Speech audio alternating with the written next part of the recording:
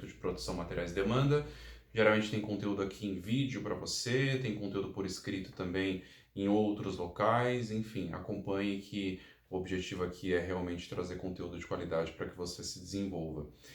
E quando a gente fala sobre programar a produção, não é algo simples, tá? Programar materiais, planejamento de demanda, enfim, não é algo muito simples de fazer e tem vários fatores que podem interferir no processo, tá? Tô olhando para baixo aqui porque eu tô com a cola, porque o conteúdo é preparado aqui para você.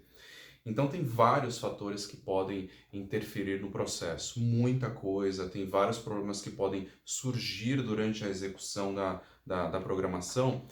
E antes de começar a programar produção, materiais ou demanda, tem vários fatores que você precisa conhecer e entender como eles podem impactar no seu plano, tá? Tem vários fatores que trazem complexidade para o plano de produção, tornam ele muito mais difícil de realizar, tá?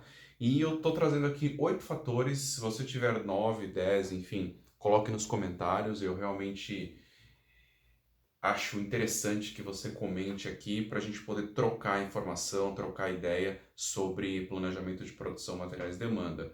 E primeiro fator, tá? Número de componentes do produto.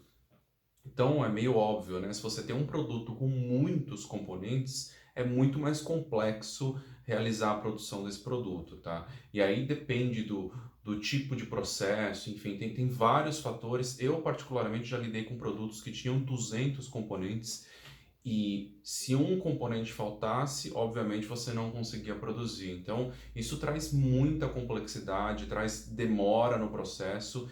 E quando você tem muitos componentes, a parte de planejamento de materiais, ela passa a ser muito mais relevante do que o próprio planejamento de produção, porque uma vez que você tem todos os materiais disponíveis, o planejamento de produção depois ele flui muito mais tranquilamente. Então, o foco passa a ser no planejamento de materiais, tá?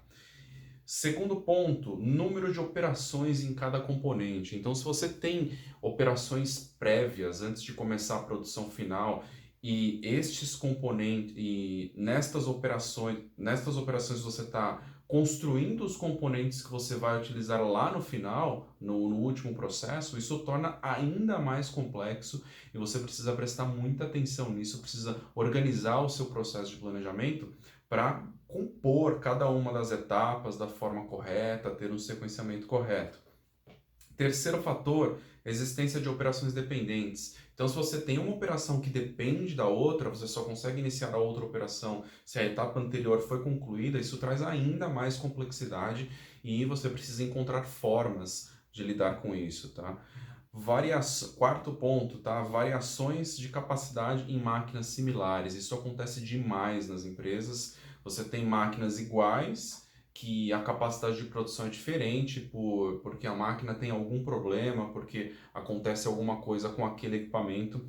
Isso também prejudica o processo de planejamento, porque na hora de construir o sequenciamento ou prometer algum prazo, se está em determinada máquina, o prazo é X. Se está em outra máquina, o prazo vai ser Y, porque a capacidade de produção é menor ou maior. Então, isso também traz complexidade. Quinto ponto, histórico de quebra dos equipamentos. É outra coisa que traz muita complexidade no planejamento, porque se você não tem algo organizado, você desconhece o histórico de quebras e aí, consequentemente, você não sabe exatamente como planejar. Agora, se você consegue organizar o histórico, acompanhar isso, entender quando o equipamento quebra, por que ele quebra, ou entender que um determinado equipamento tem mais quebras do que outro, você consegue planejar melhor.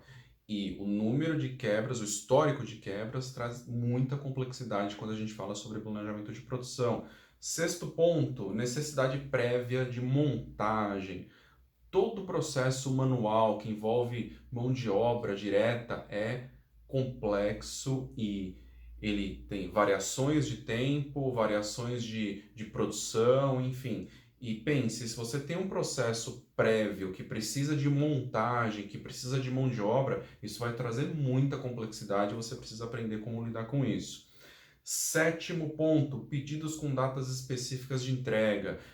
Tem modelos de empresa que trabalham para estoque, tem modelos de empresa que trabalham para de acordo com o prazo de entrega, tá? Com o prazo prometido. Quando você tem um pedido que tem data de entrega específica, o seu planejamento precisa ser super redondo para que você entregue na data prevista. Isso traz complexidade. Oitavo ponto, pedidos com lotes pequenos. É outra coisa que é uma dor de cabeça gigante para lidar quando a gente fala sobre planejamento de produção, materiais ou demanda, tá?